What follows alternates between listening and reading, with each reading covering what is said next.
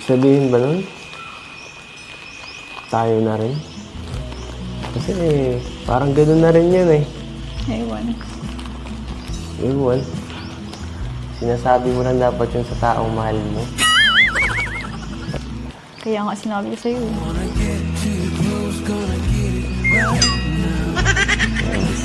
Ayun, hello po mga kalingap. Welcome to my YouTube channel, Roselski TV po. At magre-reaction po tayo sa bagong upload ni Kalingap Rob sa EDC. Ito po ay yung part 73. Tulingid sa ating kaalaman na halos lahat ay kinilig at nalaman na ang tunay na estado ng kanilang pagsasama at yun ang ating re-reactionan. Ano po? At mag-i-start po tayo doon sa pagpasok ni Kalingap Rob na may napansin siya na mga butas doon sa harap ng kanilang bahay. At eto po, panoorin po natin.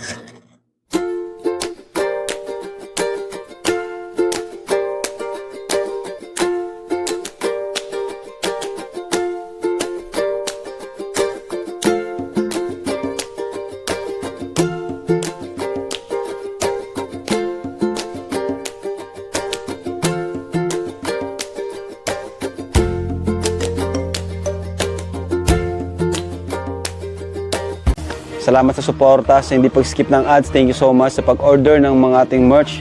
Kalingap hoodie, Kalingap shirt. Yan. And accessories natin, velvet box po. Thank you so much po sa inyo. So, abangan nyo pong EDC sa Monday. Sila naman po ang nakaschedule for live selling po. So, ngayon, ayan po, muli, nagbabalik tayo sa pinakamagandang pabahay natin. Pinakamalaki at pinakamatibay. So, may inaayos ata dito. Hindi ko alam kung anong tanungin natin sila. Kung anong gagawin dito sa... Ito, may butas oh. 4 na butas. May mga hollow blocks dito. Yan, di po natin alam kung bakit meron yan. May mga semento dito. So, tara po. Sabi, grabe, nakakamiss. Ano to eh? Toy, mayaman ka na to ano? Grabe. So, anong gagawin pala Biancy doon? Anong gagawin dun sa labasan tayo? Tindahan daw po. Tindahan? Wow, sino nag-sponsor? Sir Lito po. Ay, Sir Lito! Thank you po, Sir Wow, grabe. Ano po, yung inano po kay Doc Lab, pinadala mo pong pang ano po ng tindahan. Thank you po. So, yan naman ang kailangan talaga nila ngayon, yung pagkakakitaan, di ba? Kasi may bahay na sila, pagkakakitaan na lang. At yan, mga bata pa po nila tatay. And dito si Biancy, magka-college pa lang, no? So, thank you po kay Sir Lito sa mga tumulong. Maraming salamat po sa inyo sa patuloy na tumutulong, no? Sir Lito po sa kay Ma'am Rexy po. Ay, Tita Rexy, Sir Lito. Kailan po tumutulong po sa At ayun nga po na pag-alaman natin na yung palang mga butas na yun sa harap ng bahay ni Biancy ay nag-i-start na po pala yung pinapagawang tindahan para sa Biancy. At salamat kay Kuya Lito ng G-Group at kay Tita Rexy sa pagtulong sa pamilya ni Biancy.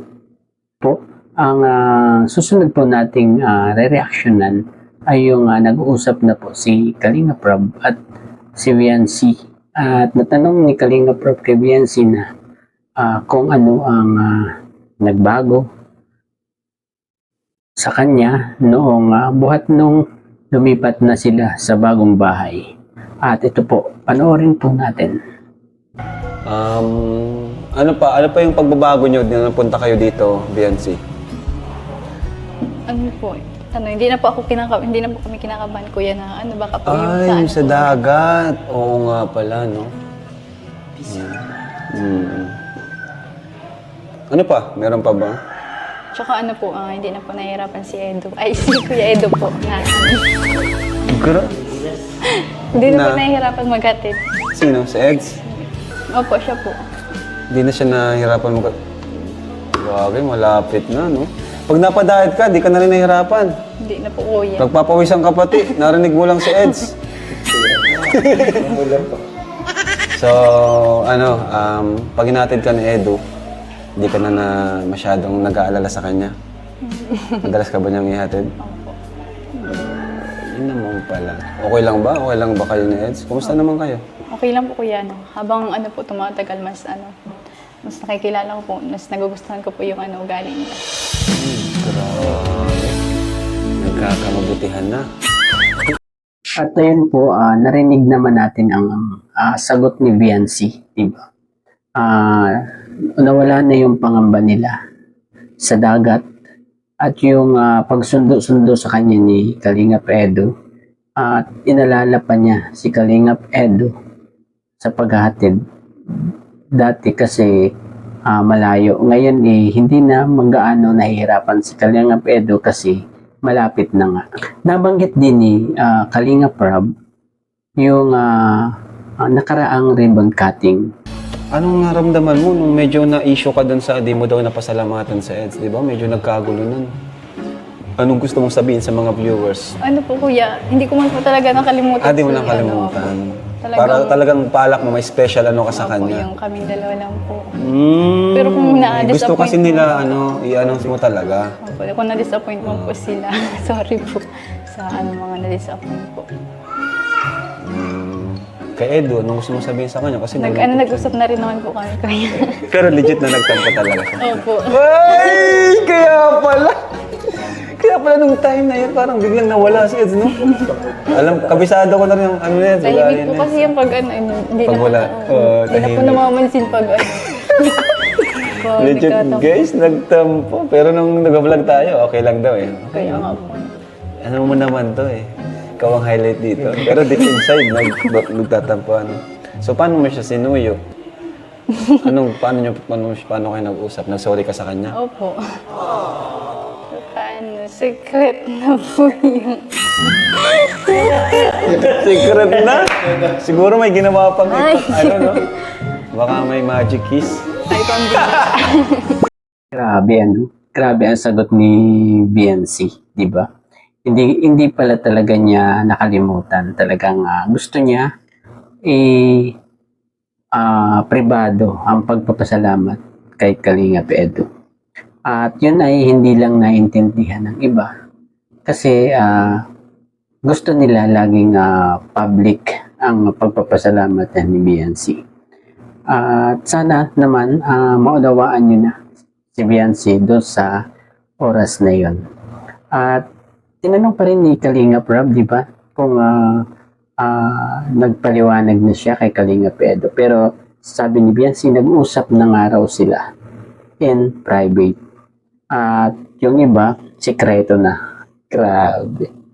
Ayun, siguro nga may nangyaring kakaiba sa pag-uusap ng dalawa nung nagpasalamat ng pribado si BNC kay Kalingap Edu.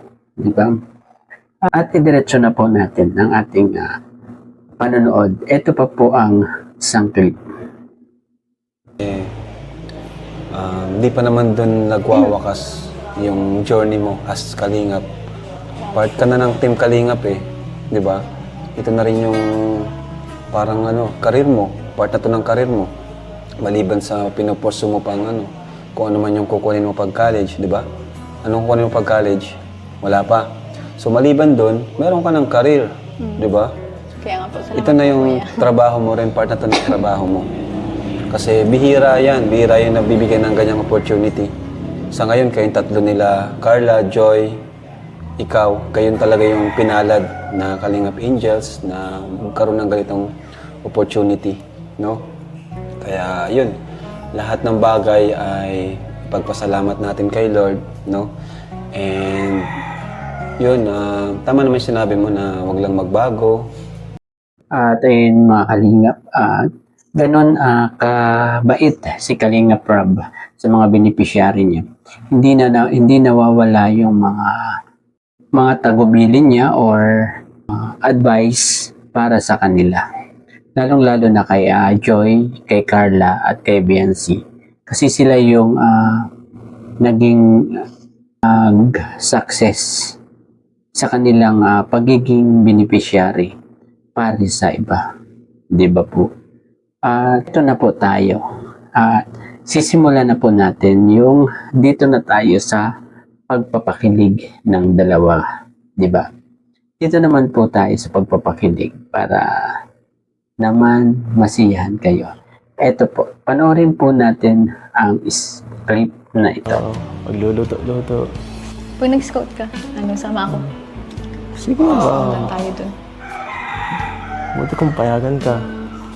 Yung mama mo. O, paalam, Oh, syempre. sige, bahala ka. Kaso parang di na pwede kasi nangingitim kang masyado nung sa velvet nga. Mas maitim ka na yata sa akin. Bakit ayaw mo na sa akin? Hindi naman. Ngayon, mas gusto ko nga yung mas morena ng konti. Nagre-reklamo ka na. Mas nagre-reklamo ka pa sa akin na eh. Hindi, bagay. Maganda. Kahit ano namang kulay, okay. Sus, nasabi mo na.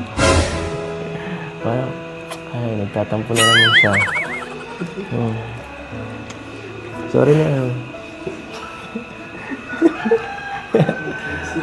Ano? Bihira ka na nga lang magbisita, tapos ganyan pa yung sasabihin mo. Nagkamali lang ako ng sinabi. At pagbigyan mo na ako, bihira na nga lang ako dito. Aawayin mo pa ako. Dapat, Hindi na kita inaaway ah. dapat ano naman tayo? Kulang. Grabe, iinitan ako dito. So ano? Pasensya na medyo mainit pa dito kasi kulang. Hindi. Siguro sa'yo lang ako kaya nangiinit ako. Ano? Okay ka lang? Okay lang. Kasi medyo ano ka na itong nakaraan, masyado kang tahimik, iwas ba? Okay ka lang? Hindi ah. Oo, siyempre. Ako, nag-aalala. Medyo affected lang ako dun sa yung nakaraan baga. Tungkol dun sa hindi kita napasalamatan. Yung sabi ng mga viewers. Huwag mo napansinin mga yan. Hindi naman importante yung mga sinasabi nila. Saka, okay lang sa akin. Okay lang pero nagtatampo. Ha? Pero nagtampo ka naman talaga. Wala, hindi ko na yun alam. Hindi ko na maalala. Okay lang talaga. Baka may ka pa dyan, tanim ng sama ng loob Ayun sa ako, akin. sabi ko sa'yo, di ako nagtatanim ng samahan ng loob. Wala na akong, 1 linggo lang, sapat na yun. Limot ko na ang lahat. Ayos na. Ay, naku. Ginawa mo naman kung bata dito. Kaya mo na. Minsan ka lang naman magpunta. Hayaan mong asikasuhin kita. Baka masanay ako niyan. Hanap-hanapin ko yan. Alam mo, ilang beses na ako dito, gustong bumisita, kaso nahihiya lang ako sa'yo eh. Ba't ka naman nahihiya? Ang Siyempre. bira ka. Pamilya na tayo dito. At ayun mga kalingap, kakakilig talaga sila sa mga usapan nila, yung titigan nila doon sa tagpong yun, diba? At sobrang sweet nilang mag-usap. Grabe. Sino ba namang hindi kikiligin dyan sa dalawang yan? Diba? Pinahiran ng pawis ni Biancy si Kalingap Edu. Diba? At diretso na po natin. Ay, nakakaano talaga. Medyo gulat pa rin ako sa pangyayaring ito. Kahit naman ako. Hindi ako makapaniwala ng ganito kalaki ng bahay. Hindi, ang pag-I love you mo. Alin? Ay, bingi ka na rin. Nabibingi ka dito ah. Sa bagay, ang tahimik eh. Nakakabingi talaga. Ano yung sabi mo? Sabi ko, I love you. I love you mo.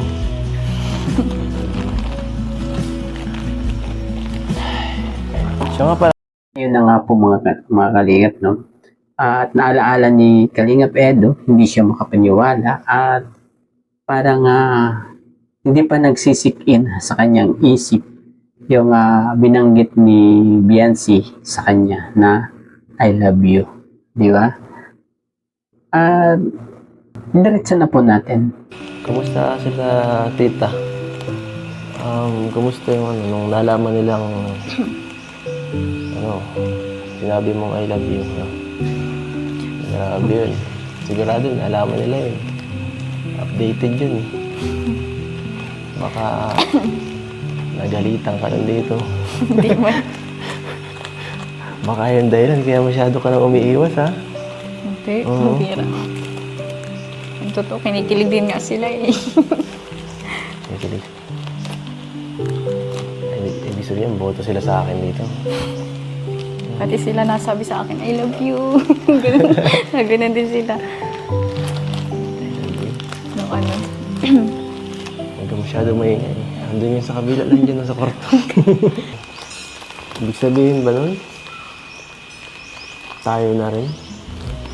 Kasi parang ganun na rin yan eh. Ewan. Iwan. Sinasabi mo lang dapat yun sa taong mahal mo. Kaya nga sinabi ko sa'yo.